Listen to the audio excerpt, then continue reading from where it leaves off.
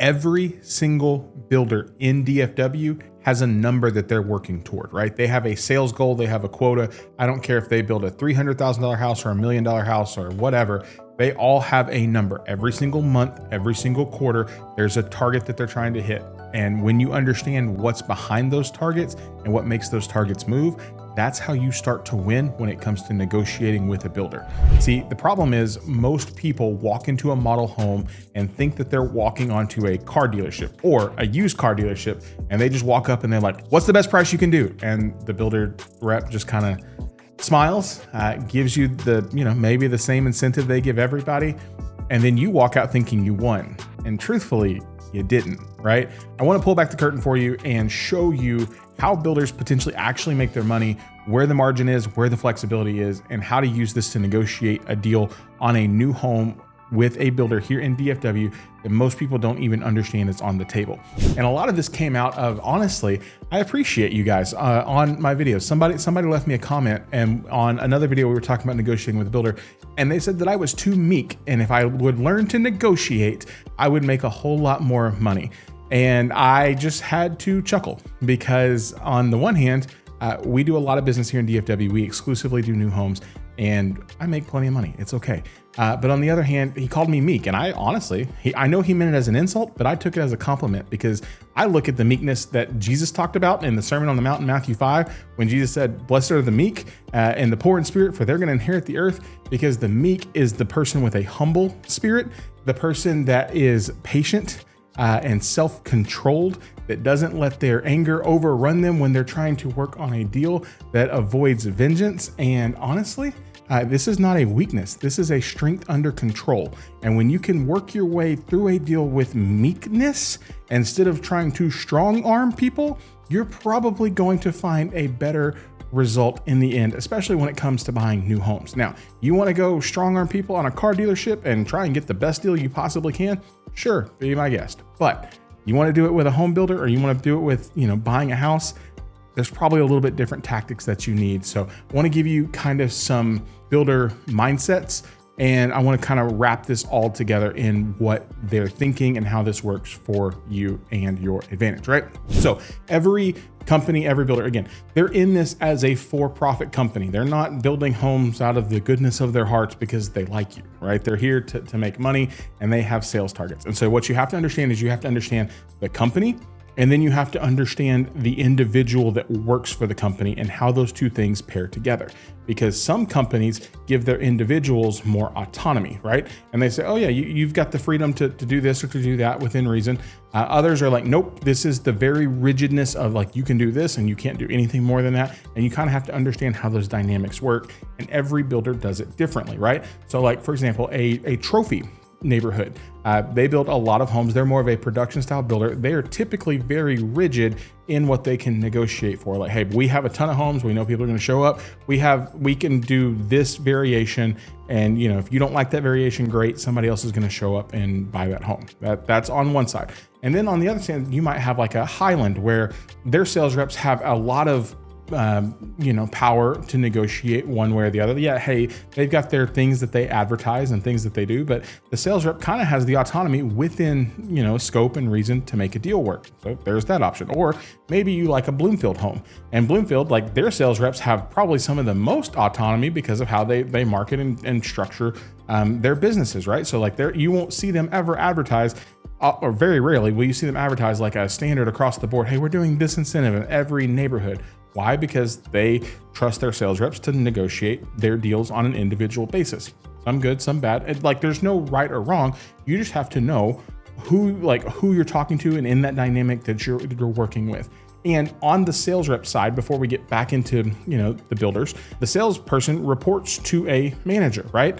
The manager reports to a division president. Some of these companies are publicly traded. Some of them are regional. Some of them are national, and they all have people that they have to report to, and there are consequences for missing targets, right? So like if you can understand that, and then you can use that psychology to understand how to work with an individual, again, from a meekness standpoint, a gentle spirit that knows exactly what to ask for, when to ask it, you're probably going to be a little bit more successful. But I just don't want you to think like, please don't walk in and be like, yeah, I'm gonna take them to the cleaners and it's gonna be great. And it's like, guys, They do this every day for a living. Like they see you coming, they know what's going to get you in the door, and they're going to use that to their advantage, right? So builder mindset. So again, it's not your offer price that makes them money, right? It's moving inventory. It's what allows them to free up capital to start the next project. That's really what moves the needle for them, right? They get to an end of a quarter and it's like, hey, it's, end of quarter one and we need to, start another project. Well, we're behind. Okay, we're starting quarter two. Well, let's get all these homes that have been sitting for a long time. We need to get them sold, right? All of these things start to matter, and your timing in that probably matters a little bit too. Now, is that to say like in the middle of, summer is not a good time to buy a home? Absolutely not. But the deal you're going to get in that neighborhood on a closeout community versus the brand new community that they have a waiting list for is probably a very, very different conversation. So you need to understand the one thing is where do they actually make money? And truthfully, most builders make more money on a build job than they do on an inventory home, because they know they can sell you on an upgrade or, hey, you're going to add this feature or you're going to add that feature. And there's the hard part about this is when you're building, there's no negotiating for what the cost is. The cost is the cost, right? So you want the upgraded kitchen cabinets, right? You want the T island. Okay, well, that's a $4,700 upgrade. Is it actually $4,700? Like, is it a cost basis? It is not. It is a profit center, right? So they're going to make money on those. The lot premiums, are they paying more for corner lots and cul-de-sac lots? Yes. But are they paying the same dollar amount that you're to the developer that you're paying to them? Probably not. That is a profit center. This is when you understand these leverage points, this is how you kind of start to work a deal, right? This is all your leverage. So more money for most builders is made in the builds than in the inventories, right? And it's all negotiable. And this is also why you have to understand as you're negotiating your deal, some builders, they're more likely to give you stuff inside the transaction than to take straight price reductions, because their balancing act, what the thing they're trying to figure out is, how do we protect all the people that have bought from us and sell all the 40 lots that we have after this one without screwing up our comps by taking a super low deal on this end, right? And to be honest with you, I've said this before and I will continue to say this, you are not special.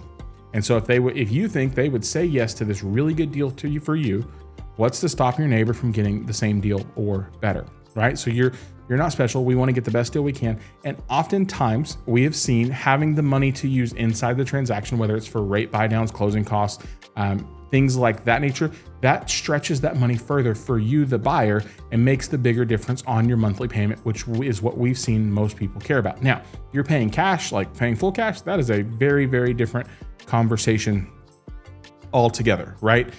So you just have to kind of know where those things play together and what you can ask for and how to ask for it strategically.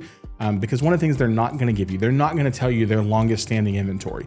And if they do, your ears should perk up and you should listen. Be like, oh, hey, what can we do to make that deal work? What they're not going to tell you, hey, we had this contract, bust, and this was somebody else's home we weren't expecting to get back. Like they were designing it and then they canceled. But you can tell, right? Like if you walk 2 or 3 inventory homes with the same builder in a neighborhood, and then you see one home that looks like it's way upgraded compared to the other things. Oh, somebody else designed this. This was not selected by the salesperson. They weren't expecting to get this one back. Ding, ding, ding. The light bulb should be going off. This might be the potential to find a really good deal. Now, I want to give a caveat in this, because what you see, so you'll see a lot of times advertised 15, 20, 25,000 in closing costs, rate buy downs, temporary buy downs, permanent buy downs. Most of the time, I will tell you, this is tied to using the builder's preferred lender. Some of them have their in-house lender, some of them have a partner lender. So you're going to see this money tied in together with them. I will tell you from experience with our clients, we've only had like 1 or 2 bad experiences with an in-house lender, and we got it taken care of. Other than that, typically we've seen those lenders do a fairly decent job, but I'm not saying not to shop it.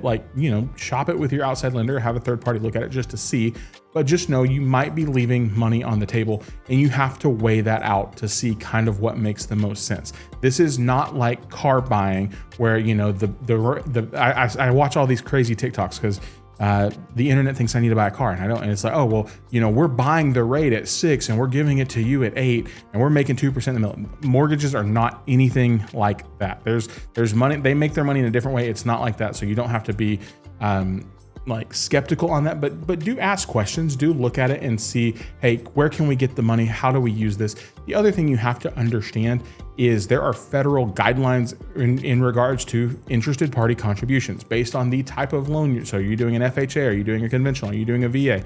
How much are you putting down? And so there are like limits, and you can look them up on how much money they can give you for that loan. So I've given you kind of a framework to work with. Now I want to give you some practical tips on how to actually use this when you're negotiating with a builder, right? So always, again, your best option is an inventory home, and your best option is to be a buyer who doesn't have a lot of contingency. So, hey, we don't have a home to sell. Our home is already sold. We're renting. We're moving to the area. My company's moving us, whatever. Any easy thing like that, that's kind of the sweet spot, right? The longer it sits, and the longer it sits is super subjective because you can look on Zillow and be like, oh, it's been sitting for 180 days. Well, they put it on Zillow as soon as they started building it, and it's really only been completed for a month. So it's sitting, yes, but not, complete and sitting. So use these to your advantage. Ask for things in terms of just be strategic in what you ask for. And so I will say most builders are very lenient on doing smaller things combined instead of one giant thing. So are you going to get $70,000 price reduction on a $400,000 house? Probably not. Are you going to get a $10,000 price reduction and a rate because they're already spending money on that rate? And that's the other thing that you have to know too, is when they advertise these rates, a lot of that money is already pre-spent. So they're accounting for that marketing dollar that they have already spent and they have to use it, right? So this kind of ties back to what they want to work with and how they want to work the deal and all of those things. So ask for, I'll give you a couple examples on a couple deals we've worked recently in the last week. Number one was a cash buyer. They were, they're all cash. They're closing quickly. We had a home that they liked. It was like 670. We didn't need any money for rate buy downs, anything like that. The rate moved quickly. We got down from 670 to about the base price on the home, which is about 620 and change. So $50,000 there. There's one deal that we kind of put together. Another one, a little bit lower price point, about a 375 price. We got from 375 to 370, but the builder gave us washer, dryer, fridge, blinds, a 4.99 rate, and about $6,000 toward closing costs. So you have to kind of just look at what they're offering on the front end and say, hey, what's being publicly advertised, and then probably assume you can add anywhere between $5,000 to $15,000, depending on the deal, depending on the builder and how they're going to structure this. But you want to be very clean in what you're asking for, right? Because again, on the other side of this deal, you're dealing with a human being. I know you're like, oh, it's the big corporation, but on the other side of the transaction is a salesperson that doesn't make any money until they sell a home. They want to work with you. They want to help you. They want to help you buy a house because A, they want to see people in the house, but B, they want to get paid, and they don't get paid unless they sell that house. So you want them to advocate for you. And if you make it easy for them to advocate for you and you make it easy with what you're asking for, and again, you have that humble spirit, go back to that comment. Somebody told me I didn't know what I was doing, a humble spirit, and be direct in what we're asking for, then you're probably going to get a better yes. There's going to come a point when they're going to have to get approval from management. And so the phrase we always use is, I will sign today if, and then you fill in the blank and let them tell you no, right? Hey, I will sign today if we can do this price reduction, a realistic number, a closing cost, a rate, and we can close on this date, right? And then I want to give you secret menu things that you can kind of ask for that builders have been known to say yes to. Appliance package, washer, dryer, fridge. It's not going to be the greatest thing in the world, but if you're moving out of a rental or you're moving from out of state and you need it, it's a great thing to get you started with. Blinds, get the blinds in there. It's an easy ask. Maybe they'll epoxy your garage. Some builders will, some builders won't. You just have to kind of play with it and see. In the springtime, we've had a little bit of success of asking for a flower bed refresh. Now, this is kind of a weird thing, but we had a buyer one time, they were very like, oh, I just want like an infill of flowers. And it's like, oh, okay. You could, flip the rate potentially into full closing cost and do a temporary buy down, permanent buy down. just you have to feel this out, right? I'm trying to set you up to feel it out. Please don't, think of it like don't show all your emotions. Please don't give your cards away all at once. Oh my gosh, we love this home. It's the best thing we've ever seen. I have to have it. And I'm like, they got you. They know you're buying that house, right? Hey, we like the home, but we're looking at other things. We're trying to see where we can get to make the best deal work. We'll let you know. Super straightforward, super direct, but again, super humble, super kind. And there's going to come a point when they're going to draw a line in the sand, right? They have their break-even points. They have a point when they say, you know what? We're willing to hold on to the house versus sell this to you. We're not going to take that deal. A lot of that comes in how you act and how your attitude reflects. That's a big part of it. A lot of it is, hey, you didn't ask for anything, like you weren't realistic. We couldn't reach a compromise. Yeah, no, we're not doing that. You're coming into a brand new community where everybody wants to be and there's a wait list. You have no negotiating power. You have very little power, right? You push too aggressively, they're going to move on and they're going to wait. They might come back and circle back. A good sales rep, will say, hey, what can we do to get you back to the table? But at the end of the day, good deals come from buyers they want to work with agents that they like doing business with, that understand how to do this, which is why you need to be educated, or let me and my team help you to make sure that we can win this. You guys saw the video we posted. If you haven't seen it yet, you need to go back and watch. There's a video we posted a couple weeks ago about a like $100,000 swing we had on a deal. I think there was like 6 points of things. We did this, and I broke it down and walked you through, like, this is exactly what we did with a very real deal. If you haven't seen that one, go back and watch that one, because it'll kind of walk you through. And so this is great frameworks, but that one is like a really practical thing that you can go back and take a look at. We'll link it at the end of this video. So if I could wrap up with these 3 things.